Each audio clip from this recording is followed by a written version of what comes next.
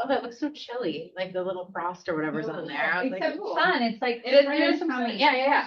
All right, let's start with bucket fills. What's good? I know it takes like 3 people to talk before everybody else wants to, so here we go. Surprise, it's me.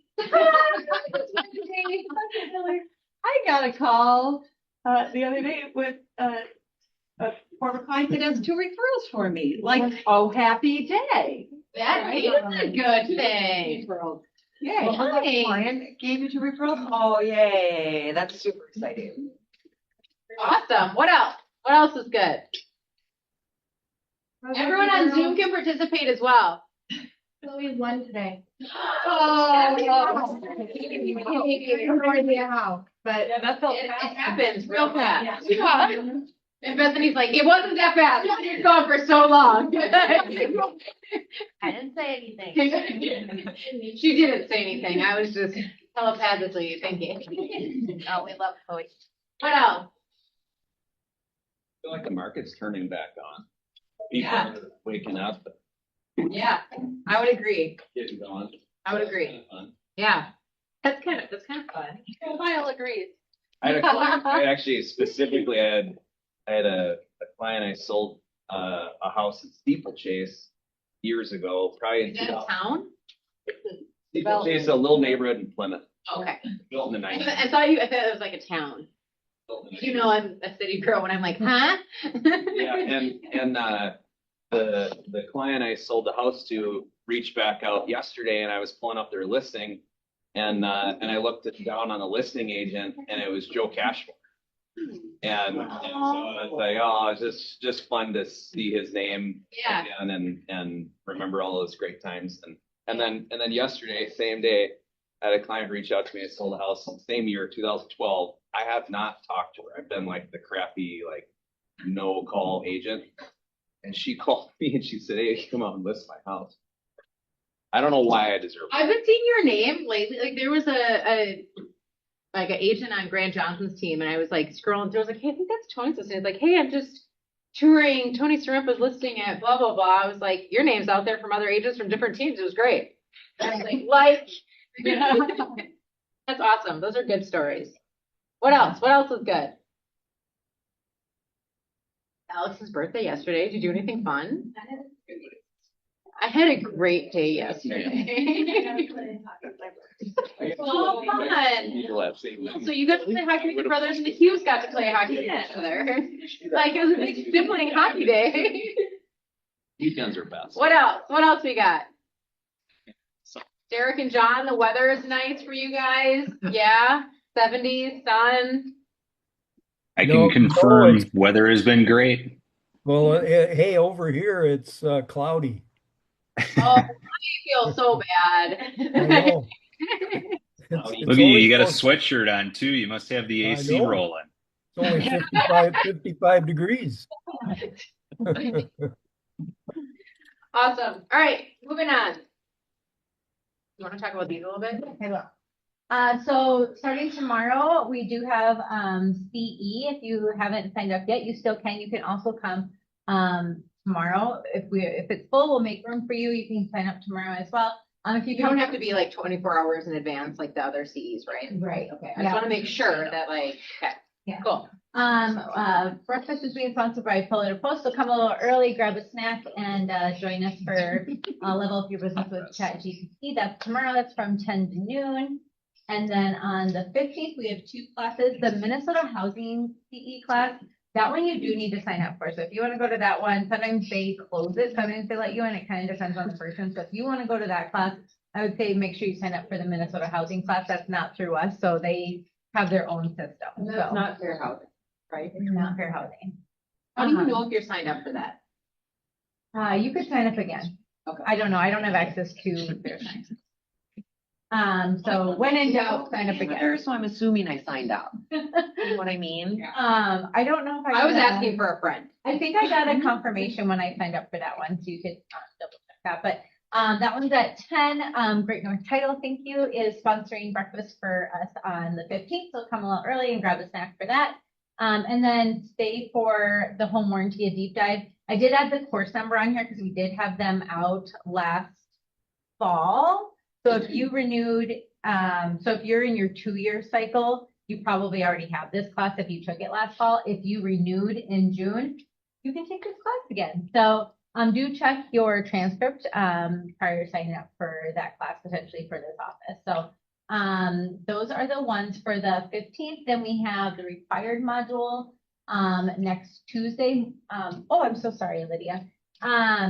Next Monday is a holiday and our office is closed. So just be ready to go on Tuesday then at 9 a.m. for that required module. And then that class is sponsored by Supreme Lending, and they are also sponsoring lunch for us that day. So so thank you so much. I don't know if you guys have noticed, but we figured out that if we bring food, maybe just maybe more people will show up. So there's like lots of food the next few weeks. So tell a friend. Maybe and then- bring a friend. Yes, and then just on the note of CE, we did have a class scheduled with Custom One for that for next Wednesday. We do have to postpone that one. It's not going through with the DOC. We don't want to wait until like last minute and have to cancel it. So we are postponing that. Hopefully we'll be able to have that in April. We just are waiting for something. The DOC is not fast, so hopefully we'll be able to offer that one here with them. We're really excited to partner with them on some other things, hopefully this spring too. So more to come on that. But I was like, I'll just keep You going. can if you want. Like I love it. Keep going. Just explain it all. Rick's not here, but we have a luxury open. This Thursday is from 4 to 6. We do want you to sign up for that because there will be like light appetizers and wine and cheese, yada, yada, yada, so that we know how many people are coming. We do have quite a few people that have already signed up, so that's awesome. The builder is going to be on site as well. So it'll be kind of a fun question answer, tour a pretty house, take some videos, maybe get some content. So we're excited to see you there. Office is closed on Monday. Oh, I'll talk about this too. Sorry. So You if should have just kept I going. know, right? So if you cannot join us through the Minnesota Association of Realtors that you all have a membership to, so you can take these classes for free because you are a member. So they do have the fair housing in there. It's 2 hours of free CE. You do have to stay on every page for a certain amount of time before they let you click through it. But it is on there that you can take for free. You can also take the required module on there for free. That way. And then they have other classes on there too. So you can just sign in with your NERDS number. If it's your first time, your NERDS number is your password and your username to take any of these classes for free. Happy hour. We have our refresh and reset. Is that next week, Tuesday? Yeah, January 20th at Cove. We did move this up. So we've kind of switched things around this year because we got feedback from everybody that if it was at 3, I could show up because I have kid pickup or I have dinner plans or whatever it is. So it's going to be 3 to 5. I hope it's not 3 to 5-ish because that's a really long night. But it's going to be 3 to 5 for our happy hour at Cove next week. Excited to see you all there. Book club. So we are doing this in thirds. So we're going to have a book every single quarter. So we have 3 months. So 1/3 book January, 1/3 book February, and then 1/3 of the book in March. We will get exact page numbers, but that's giving you kind of what the format of each of the books are. It is going to be one where you come in, you've read the book, and it's like any other book club. You talk about it. What were the ahas that you had from it? How are you implementing it into your life, maybe into your business? This is a great one. The reason we picked this is he's going to actually be at family reunion speaking as well. I've read this book. It's great. Like if you want a different kind of perspective than the go, I highly recommend this. I think we have maybe 4 or 5 people already signed up for book club. So, or like expressed interest in it. So do you have any questions around that at all? Awesome. Leadership team will be out of the office next Thursday. We have a regional meeting. Have all checks and MLS updates to us by Wednesday afternoon. They will be back in on the 23rd. So again, we will be at a regional meeting on Thursday. the 22nd, and most likely will not have a ton of options in helping out that day. Obviously, feel free to text one of us. We'll have a laptop, but the meeting is an all-day meeting. Yeah, but feel free to text me. Let me know if you need anything. Okay, so we reached out to all of the teams that were either a team already, wanting to build a team, and we're having a job fair on the 27th of this month. We actually had 2 new people sign up this morning for this. So anyone that you know that wants to get into real estate, has a real estate license, has questions, wants to join a team, or wants to be a solo agent, Jelena will also be there as the PC, which is formatted as a team, right, of just kind of getting your business to a capping status. Send this out. We'd love to get a ton of people there on January 27th. So if it's even a reach out on your social media to people, like, hey, if you've ever thought about getting into real estate, show up this day, right? And we can kind of get them introduced to who they would like, as well as having an opportunity to meet with some of our rainmakers that day. Any questions around that at all? We would love to see like 20, 25 people there. Like, we would love to see that. Right now, we have about 6 people signed up. So we need your help in getting the word out and just, using your sphere and your contacts as well. Awesome. What is this? Oh, this is a Google class. Okay. It's a different format. This is in the closed office format. Okay, so Google reviews. I don't know if you guys remember, we had a 6-credit class on Google. We have a few teams in here that are really great at this.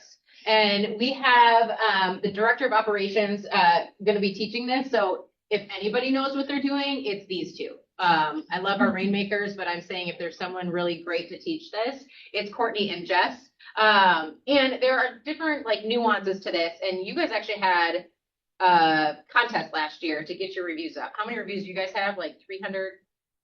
471. And you guys have 25. Okay. So if you don't have anywhere near that, which I am almost assuming most of you do not, you should be at this class. And the reason I say that, it's not just about the Google reviews, it's about what Google reviews do for your business, right? So that's why I talked about AI as well. This is how you're going to hit some of the AI sources, is if you get more reviews, you come up differently in AI searches. So I know you're like, I don't need this. Yes, you actually do. You do need this in your business. So again, this is going to be an awesome class taught on the 28th at 10 a.m. You are doing in-person, hands-on stuff, right? So bring your laptop so that you can take notes as well as just do it right there. Do you guys have questions around this at all? Who wants to get more Google reviews? I mean, I think it's everybody, our office wants them too. And then Google does this really fun thing where it doesn't show all the reviews, which I still haven't figured out. So you need even more Google reviews. So show up. It's awesome. Okay, charity of the month. Lydia, how many have we gotten so far? $150. No, I'm talking about other suggestions. Oh, none. Okay, so guys, gals, you ask us on a regular basis, can you support our charity?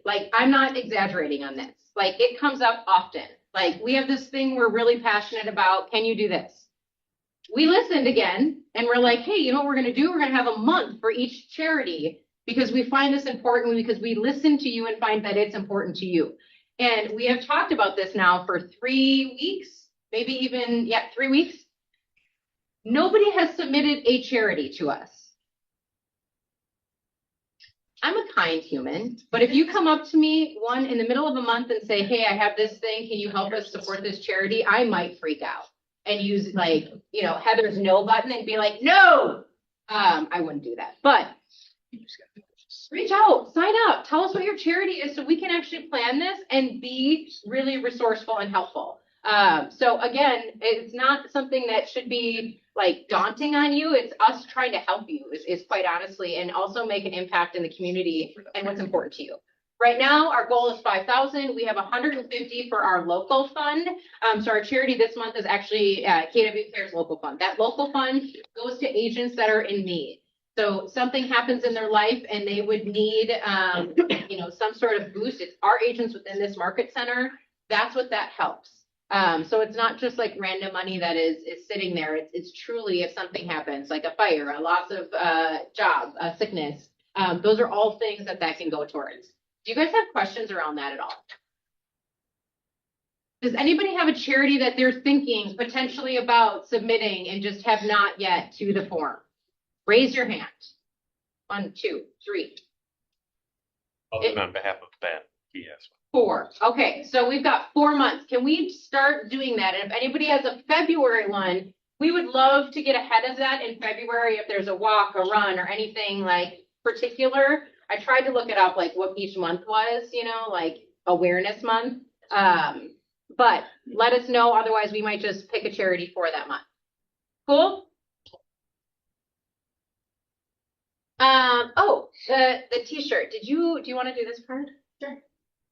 So please send this out. We're trying to have we would like to have t-shirts made to support a cause. They'll say like KW like Minnetonka, caring for a cause, something like that. But the design will be something that is sent in to us, hopefully, if we get any. I don't know if we've had any. Otherwise, it's most likely in one market.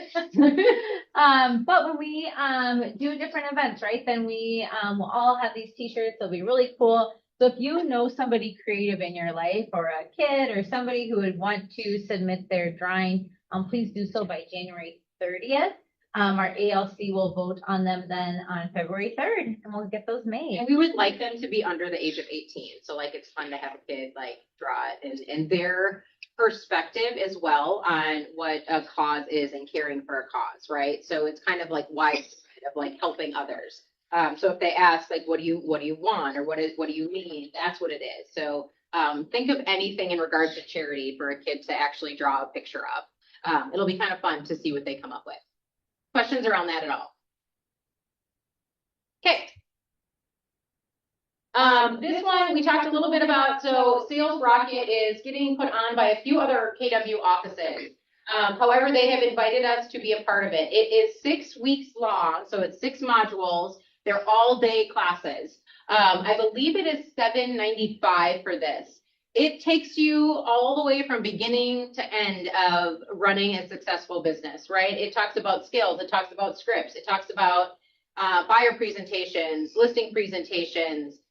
It goes through everything you could potentially think about. And it essentially is telling you how Jeff and his team have built their team and what they have done. And he gives you his listing presentations, his buyer presentations, his scripts, everything you would need, you get in this class. So if it's something that you want to sharpen up on your skills, I highly recommend going to this. It is in Roseville, I believe, at the Market Center at KW. If you have any further questions, let me know. Otherwise, yeah. What day does it start? February 5th.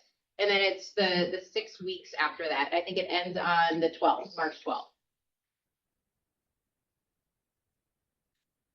Next. Our annual award ceremony is going to be February 17th. So this is going to be like a jam-packed day. So we will have like hors d'oeuvres and appetizers starting at noon. The awards will start at 12:30 right here in the training room. We would like you to RSVP so that we know how many people are coming to that as well. Some people are like, oh, I'm not getting an award. I don't want to be there. Not the right answer, right? Because we're here as a team and we're here as a group to celebrate everybody. And there are people that are getting awards that they've never had and are really proud of the year that they had, which would be awesome for us to cheer them all on. So if you're bah humbug about your year, get over it and maybe be grateful that someone else is having a shining moment, right? So we would like everyone to be there so that we can uplift everybody. After that, though, we also have happy hour that day. So we just kind of have a long day that day. So come with your party pants, make sure that you RSVP. And fun note, you might have an award without even knowing, right? So you've got a little QR code on your desk. So we have these like fun awards that we're going to be putting out there. But you have to nominate and vote on these. So we're just going to tally up who you think best fits that particular award. Like, what is one of the awards again? Like the Duff came, what? The Takeout Titan. Okay, okay, that's a good one. We have the office dog one. Yep, was Peter's office People are dog. getting fired if you don't vote for the right dog in the office. People are getting fired. Yeah. By the way, I didn't pick that award because I started getting really concerned. We have best laugh. We have best laugh, yeah. So there's like fun ones in there. So again, it's gonna be a great day. 17th of February. Yep. And then we have family reunion. We've not added anyone since the last 8 times I've said this. But in case anybody still does want to join, I've heard a lot of people saying that they're getting FOMO, that they're not going to it. So feel free to reach out. I would say, sooner the better so that we have hotel rooms available still. But it's going to be fun. It's going to be a really great experience and a ton of learning going on. I think we've reached 10, so we'll make sure we get that drawing with the first 10 people for the $500 to be used towards your family reunion. Awesome. Right, Norm.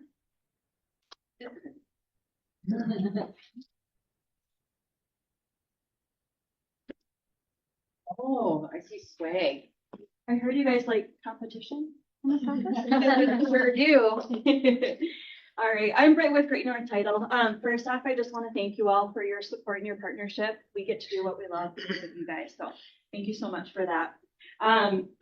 We are going to start out with a couple of questions before I hand this out for a chance to win a Great North Title hat. You have options today, so you can match your outfit accordingly. If you don't like a trucker hat, we do have more of a like different colors. yes, we do. We have some new colors coming out soon too. Okay, so before we go to the next screen, that might have the answer. First off, who knows what FinCEN stands for? Anybody?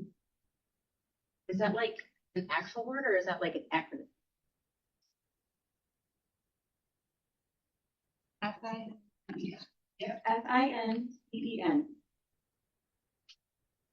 Sounds fun. Big F, small I, small N. Yeah, we have Financial something. Yep, you're on the right track. Financial, okay. Second word starts with a C. Financial censorship. No, CEN is an acronym. I've seen No one it. else is. Financial control. Can you use it in a sentence, please? Of course you All right, I'm just gonna give this one away. Council? No. Consent. You could commit a, financial crimes. What goes along with a crime? Prevention? Jail time. Criminal enforcement. Yep. So we've got financial crimes enforcement.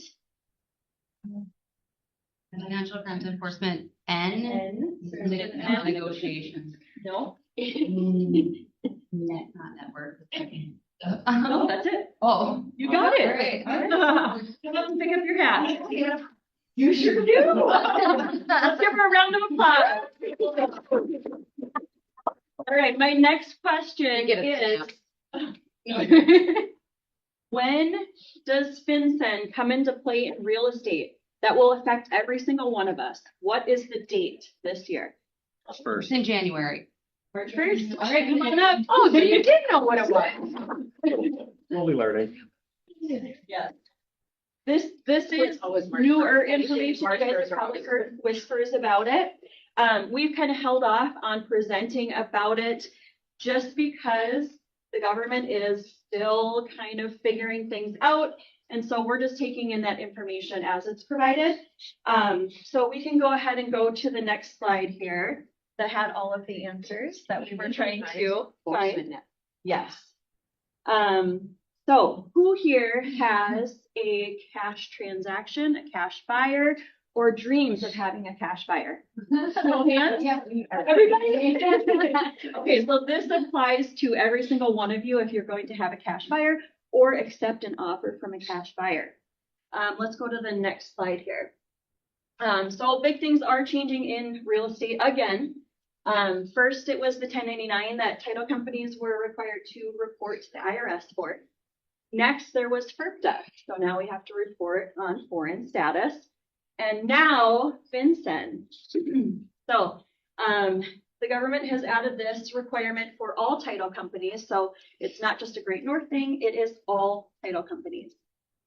This will be applicable to all files effective March 1st. So if you have a file that's already in process, if it's closing March 1st or later, this will apply to that file, to that buyer. So we'll go to the next slide here. When does it apply? Now, all 4 of these would have to be true in order for it to apply. So the closing date is March 1st or later. We've already established that. If the buyer, the cash buyer, is not an individual, that is when it would apply. So any LLC, any corporation, partnership, trust, even if it's a personal trust, a living trust, this does apply. It does have to be reported. The way to get around it is the buyer would have to be an individual. Then we do not need to report.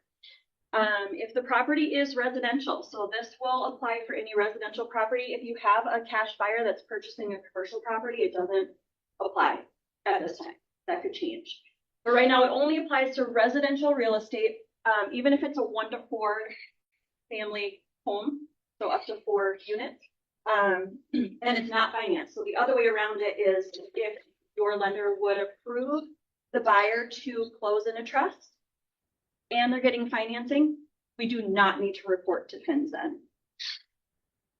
So if all 4 of these conditions are met, that transaction is reportable and your title company will be responsible for getting all of that information from your buyer. So prepare them for that so that they're not blindsided. There's also a lot of scams out there. So make sure that you are introducing your buyer to your closer and your coordinator so that they feel comfortable giving them all of this personal information. If you have a closing that's like the last day of February and it gets moved into March, Yes. would the title company be able to easily accommodate that? Okay, it's not like a long process. We don't know how long the process is, but it shouldn't affect you. Before, we were told it all had to be completed before the transaction and approved by FinCEN. Now we're hearing we have up to 30 days after the closing to file it. We do have more information coming out from our underwriters as they are figuring out all those details. So as they are released, we will share that with you. And if you will allow us to post on your group on Facebook, I'll do a slide that will give you kind of all of these details. So it's like easy access. If anyone asks you questions, you can just refer back to that. We also get an email out with that. Yeah, I'll send it to you guys to send out to So they don't get reported when they're not cash? So if they did a $1 loan, then it doesn't get tracked. There are going to be all kinds of rules. But I don't know that you get approved for $1 mortgage, but I did. Maybe it's worth it. Well, but private lending You would. have a client that does a lot of private lending. So any private lending still falls under the cash, that topic listed there. wait, if you're just getting like a personal mortgage, we would. Great. So, when does it not apply? If the buyer is an individual purchasing in their own name, it does not apply. Again, any cash buyer, individual, we do not need to report them. If the transaction is financed by a traditional institutional lender, we do not need to report them. And then the closing is before March 1st. So as you had mentioned, if it gets pushed to March 1st or later, it will have to go through that process. So if you have anything that is closing at the very beginning of March, and it's a trust or an entity, you may want to talk to your buyer and see if they want to move up that closing date or if they want to go through. Only the buyers in the trust. The seller doesn't matter. Okay. No, the seller doesn't. Right. So, as the title or settlement agent, we are responsible for that reporting. So we will be the ones asking your client for all of that personal information that is required by the government. We will collect all of that information and upload it into the FinCEN system, which we're still waiting for training on, but should be coming soon. And it must be filed within 30 days after closing.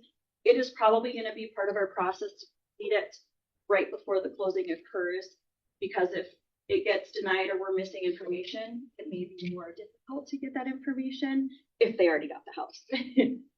So just if you can help support us on the importance of that and making sure that your buyer is very skeptical of who they give their information to, just because AI and scammers are so good right now. And then next slide, I think that might be the end here. Okay. So I know that you guys have heard talks of DOI where that was just ruled not as a requirement for all LLCs. So this doesn't have anything to do with that. So don't get the two confused. FinCEN has passed. That is going to go into effect March 1st. It is not anything about the LLC reporting for who has ownership. All right, so I just kind of did a summary here just in case anybody wanted that at your fingertips. Everybody loves Cliff Notes, I think, or I do anyways. I will just put these sheets in the back, so if you guys want to grab them, this is the portal that we use, Secure Portal is Qualia. Just kind of runs through what applies for these situations, and then it's just kind of how our process will work, just so you can kind of understand it. You don't have to actually know the background of that. So I will leave these up here for you guys to grab at the end, and then I will give you an update on the Facebook. So what kind of information is going to be required from the buyers for this, Vincent? And is it going to change the title closing costs? We don't know if it's going to change the cost yet. There are some title companies that are going to charge for the service. So we're waiting to find out what the underwriters are expecting from their agencies. So I'll give you an update on that. And then as far as what they're going to ask for, they're going to ask the same information that we usually do for closings, like what is the tax ID number or social security number if it's a personal trust and they're not going to have an EIN. We'll need that, but then also we have to get social security numbers for any of the beneficiaries of the entity or the trust, addresses, anything else that they ask for. We will need IDs. We'll have to verify their identity. So there's going to be a lot of layers of verification. And what's the why behind it? And Oh, I just chat GBT'd it. I got a whole list. Oh, wise. Why? Yeah, I mean, just so it's, we can explain it. Yeah, I mean, it's supposed to be a protective way for LLCs to not be laundering money. bottom line is the country, they want to know who owns our country, but I think they're also gonna be tracking for tax purposes too. So ultimately, I think there could be audits that come out of information the government finds with this stuff. There's a whole laundry list of stuff that they talk about, like eliminates autonomous wealth storage, maps who owns what in the network, enables tax sanctions and enforcement. It's a soft form of capital control, expands the U.S. financial surveillance. I don't like it. It will be. New year, new topic. I like part of it, but I don't like all of it. Okay, thank you for that. That's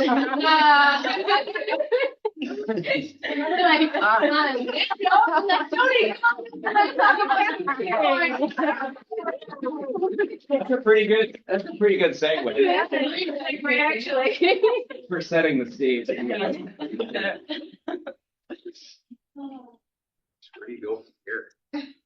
Can we just make sure we go to the right place? I get so fired up.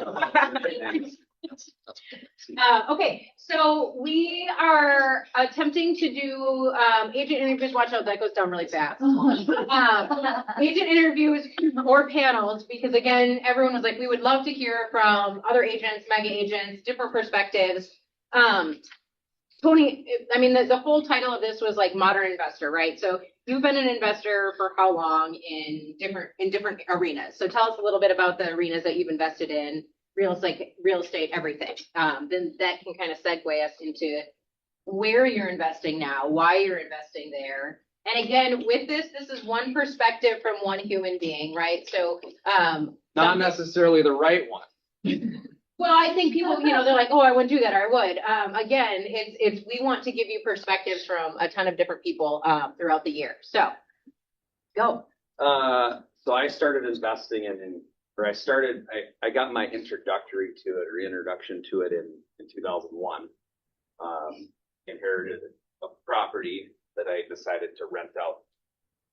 And then all the way through school, I was like, oh my gosh, like you can just receive mailbox money and like make a few phone calls. Like life could be like that. So that was sort of how I mapped out my And this was college when you say school. Yeah, so I was 20. 2001, I was 20. Okay. So I've always kind of framed my working life around that idea or that concept. And I think being able to talk about it and being able to like figure it out in my mind as my evolution has gone on, it's been really interesting. Like it's taken me a lot of study for understanding like, okay, well, what is the system that we work in? And how does our monetary system work? So then that sort of launched into all these other questions and thoughts I had. And so I'm like the last couple of years, like I've very openly been in this journey or this process of figuring out like what to do, how to navigate it. Sometimes I'm getting it wrong. Sometimes I'm on the right track. Like it's really been an interesting process. So I had to start after the investing piece. So then I bought a bunch of rental properties.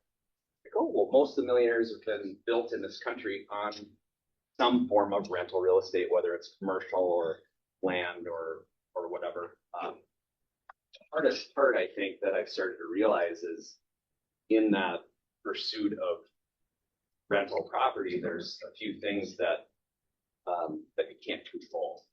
And I think that when you're trying to predict an outcome, and then there's these other factors at play that completely come from left field, they change with things that are outside of us, it makes it really hard to plan. And so I think it's really caused me to change my thinking and my framework around, well, okay, well, how do I create something that's outside of other major controls? So like I can't control the cost of materials. I can't control the cost or availability of contractors. And so that's been the source of one of my biggest headaches is like I wake up and I have like 3 messages. Oh, like dishwasher's not working and the microwave's not working. Well, the appliances have also gotten so expensive that you go and you call the appliance repair person hoping, right, $100 part, $100 labor. What doesn't it? So $1,000 dishwasher costs $750 to fix, even if it's something silly minor. So when we started as a practice, 90% of the time, something's broken, we just replace it, which sucks. It's super wasteful.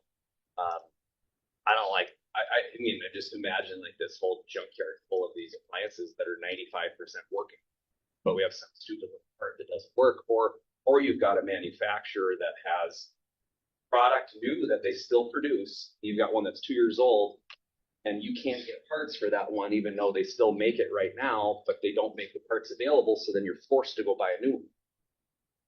And this is just like one of the little pieces within some of my frustration is there's just these things that come into play that take a margin away that, okay, well, how do I get out of it? How do I avoid that as a headache? How many properties do you own right now? 22. We sold our first one in September of last year. I don't know if I really have plans to acquire more as I sell. I had some losses carry forward. My previous investment I could give a whole class of investments that didn't. So I sold that first one. I had some losses, so I didn't have tax, so I was able to reinvest really in what I wanted to with those funds rather than have to do it. So now I'm in this I'm in this exploration. I just had a call with a guy I'm consulting with before this. I'm trying to figure out so if I do decide to sell some, where do I put the money? Because in some of these, like I'll give you one example. So I had my accountant run an entire analysis of every property I own. What is the depreciation? What is the tax consequence if I sell them at X price? So I have this whole spreadsheet set up so that I can plug in price, and then it's got my current depreciation and all the tax consequences on one sheet. So it makes it, from a financial perspective, makes it really clear, like, okay, well, what is my potential consequence if I sell some of these and want to go outside of real estate to invest? And it becomes really nasty for you. So in some of mine, like let's say I have 500,000 in cash I'm going to get from the sale, I might owe 170,000 taxes off the back. So some of them I've owned for long enough, and I've already 1031 into some others. So if I sell those that were part of a previous 1031, I still got recapture for 50 years. So it becomes really nasty. So I'm trying to figure that out. So what are you doing with that to figure it out? As obviously you've evolved in what you started with, how you invested, had some losses in investing in things outside of real estate. Were the other gains? All my losses are outside of real estate. Okay. I've not ever lost money in any real estate. Okay. I was thinking about investing. I'd probably reach out to him on a one-on-one just with that comment. But now you want to potentially go outside of real estate or completely go outside of real estate. So tell us a little bit why and what that looks like and what you're interested in now. Yeah, so I think there's so much to this topic. It's like hard to get out in a short period of time. A lot of the process I've gone through, but one of the pieces to my research has been this study of what money is. I wanted to know like the very core of, well, what are we even working with? Like, what is this? And I know it sounds like a really simple thing, like you have this, store of value and you exchange it for stuff. Well, if you go back to the beginning of time, when you had a really small economy, or not even an economy, when you had 3 people living on an island, they all traded labor. They traded what they knew how to do. Like one guy knew how to fish, another person knew how to cook, and another person how to make shelter. It's super simple. But then as an economy grows and it gets really, really big, cumbersome, like there's a million products out there, and to connect these people, you have to have some kind of a universal transfer of value. And so like the way I look at money, like the most simple definition that I really love is our money is our time and our value stored. And it's super simple, but there was a guy that did it was like a 150 podcast series on the topic of what is money. And so listening to hundreds of hours of these people talk about what it is, and they don't talk about money, like they talk about human behavior, and they talk about people and the relationship between people and how it all works. And so inherently, if we have a form of money that is controlled by an entity that benefits from the control, all the people working in the system are at a serious disadvantage. And I think because of the system we have, I think it actually makes almost every transaction, in a way, dishonest. He told my kids this. By the way, we were at dinner with him, and we're telling Paige and Maddie was like, huh? And I was like, could you maybe explain that in different terms? Because Maddie's like, it's a dollar, and she's like, I spend that like it's going out of style, So go into description of what that means. So the dollar, like, we could talk for hours on it, so I'll try and make it simple. I think it's awesome how passionate, because I think we think of money and we have a relationship with money. All of us do, right? Whether you had it when you were younger, you didn't have it when you were younger, you were given money, you work hard for money. We all have this lid and this idea of money. And what Tony has done over time is research money, right? So now he can have an actual, like, his feeling on money and his relationship with money has changed, but by learning about it, right? And I think it has gotten me into like even like the psychology of money, reading that book, and it's just interesting when you learn about that. It changes your relationship of how you work, what you do, why you do it. So yeah, we could talk for hours on it. So if you feel passion coming out of there, like hit them up at a happy hour or something, they might go to town on it. But explain why you feel like when you were talking about it being dishonest, like every transaction. So you talked about the dollar and how Yeah. the page, and Patty were talking about that. I think if the form, so if our value and our time, our energy is stored in something that's losing value. So just think about one statistic, and this is hard because this spreads multi-generations. So in the early 1900s, like let's just say 1913, which is an important date in history.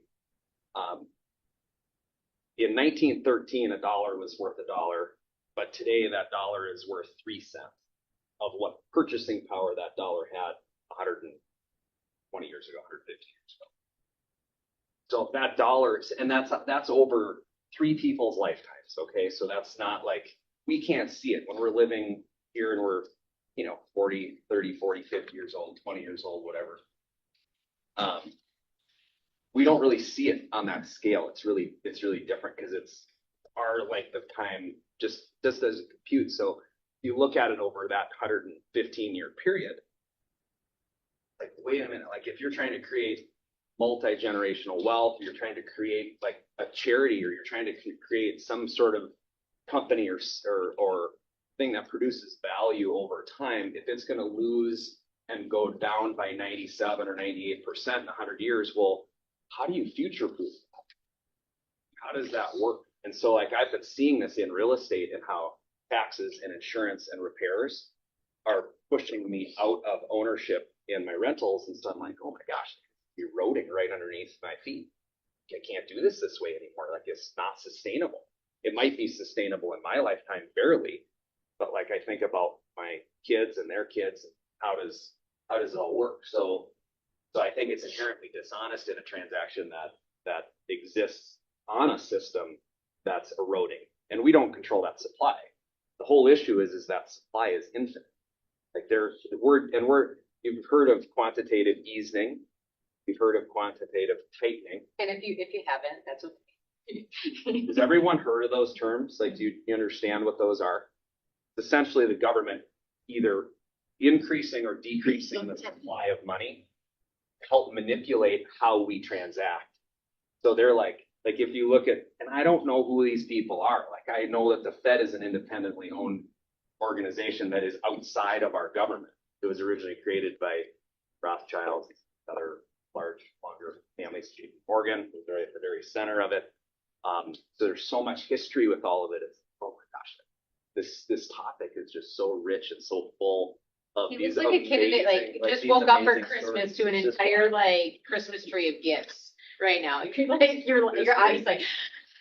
Well, and then you look at it now, like who's frustrated with the amount of fighting our world has? I don't know anybody who isn't. The money is at the very center of all of it. The money is part of why we have the ability for people to fight. So we've got this organization that exists that controls the money supply, and then we've got this fraud and all the stuff that happens. Well, if they couldn't print the money, if they couldn't just create the money, there'd be no fraud to happen because we'd be able to track the system, we'd be able to see it. So the beauty is, how do we create a system that has enough tracking and enough adoption across the globe that we can all use and all agree to?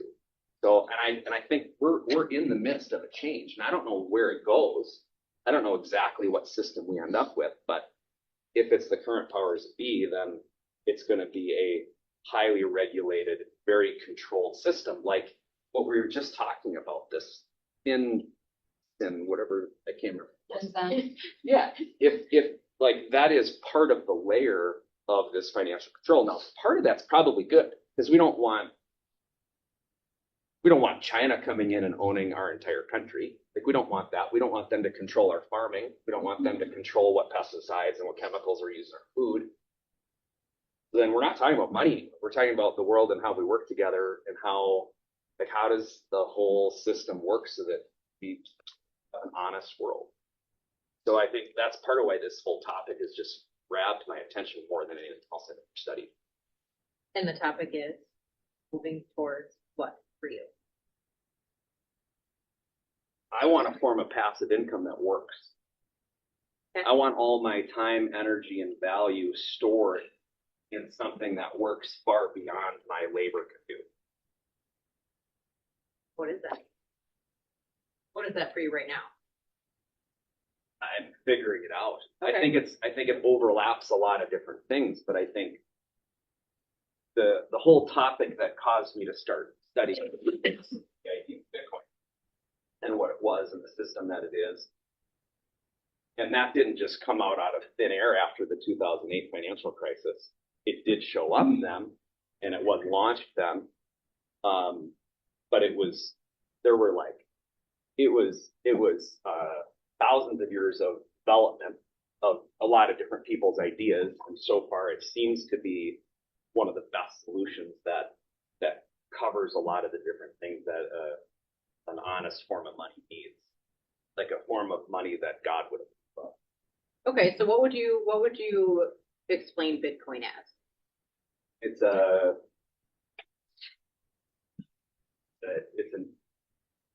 the largest computer network in the world.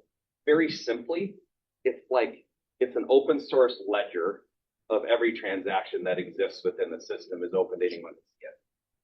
Okay. The beauty of it is it's peer to peer. So like our current banking system, you got to go through 5 to 7 parties to have delivery of the stored time and energy over space.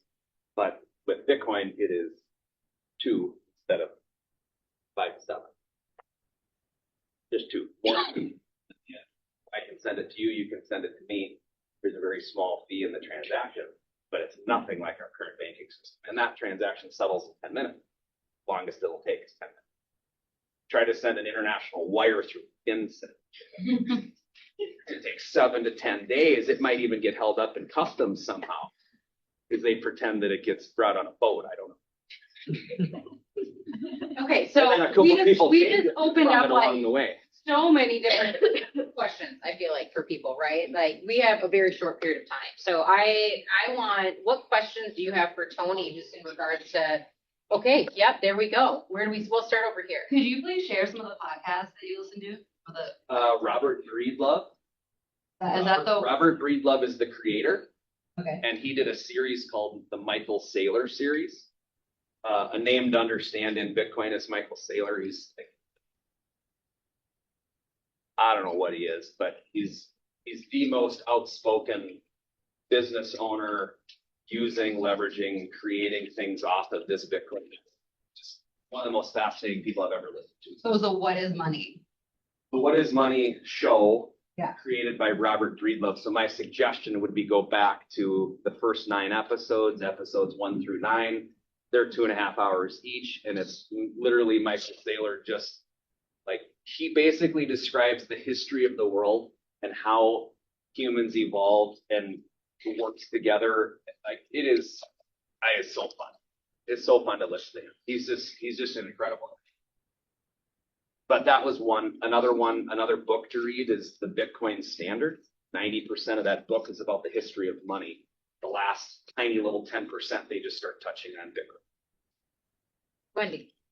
So besides real estate, what other areas do you have your money in? Have it in the stock market, Bitcoin? I mean, what other arenas are you invested in?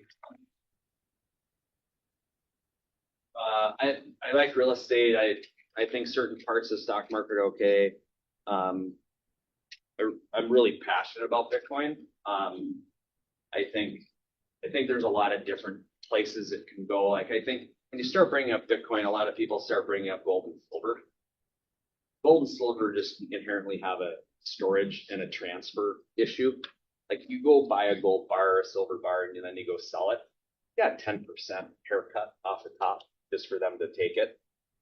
It's hard. And then you have armed guards go with you, you know. It's like, I know, last time I did that, it was rough. it's just kind of, I couldn't have kind of all a those gold messy- bars at my house. we were talking about tiny, small pieces, like it's not that big of a deal, but you got a big safe full of it.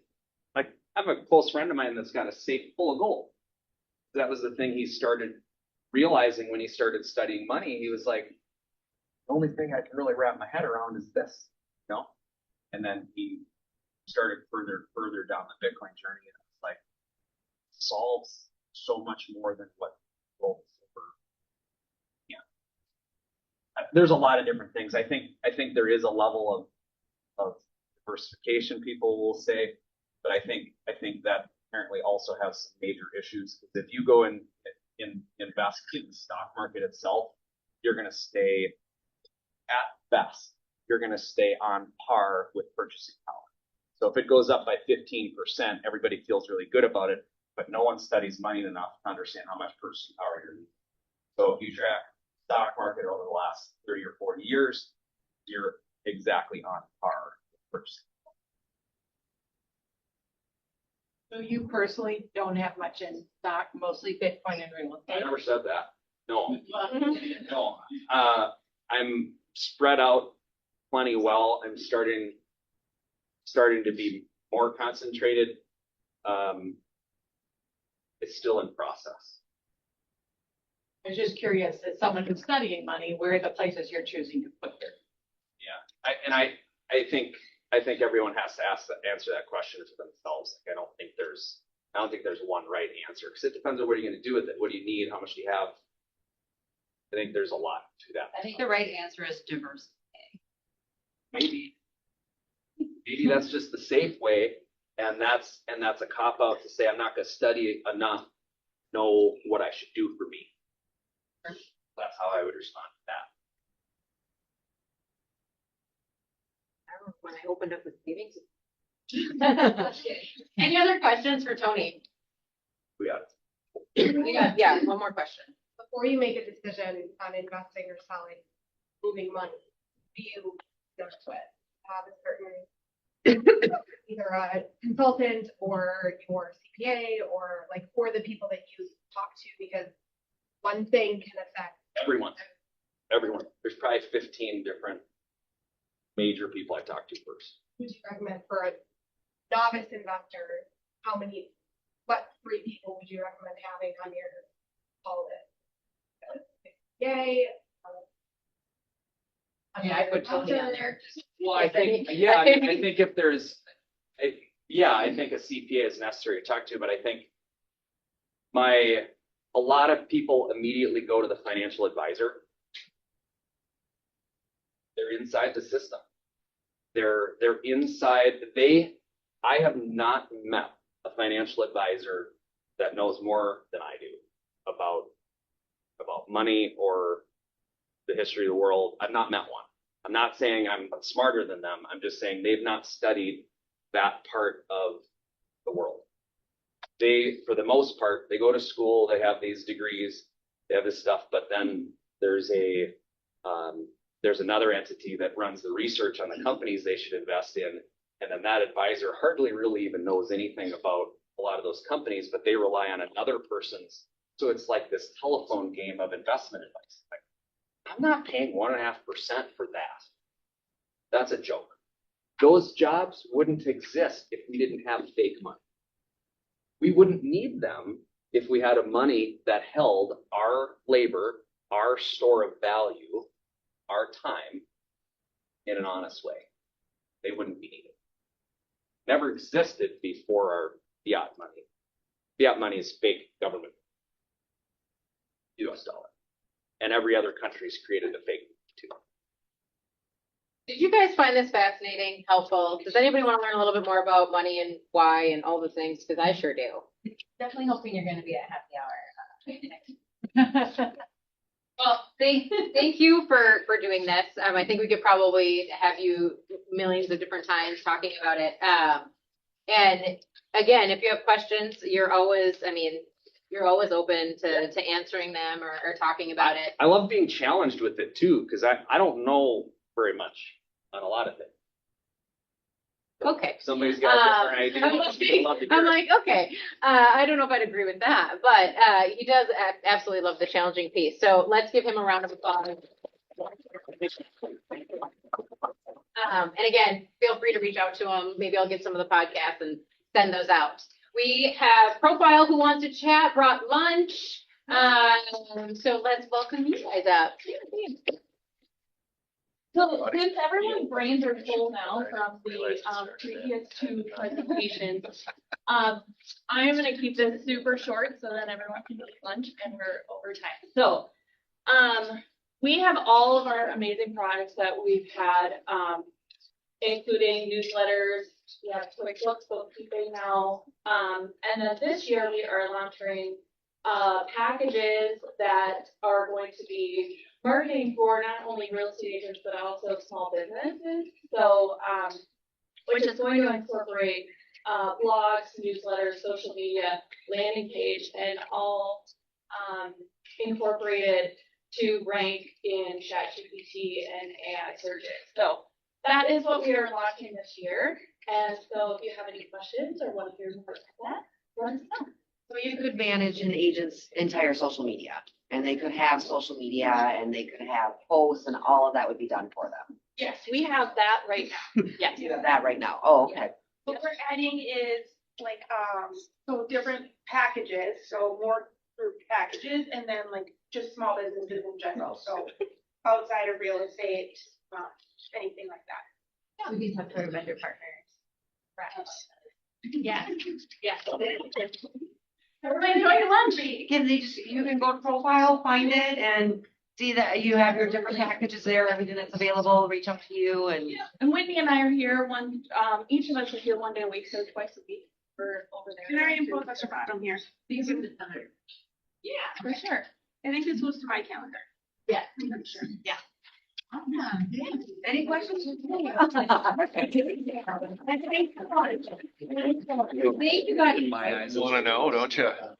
Well, maybe you should have showed up on time, Claire. All right, wants and needs. Take this. We can maybe talk about as we're grabbing some Voting. lunch. Otherwise, send them to Lydia No, obviously. before 2 o'clock, right? Got the night. And on that, we need address, location,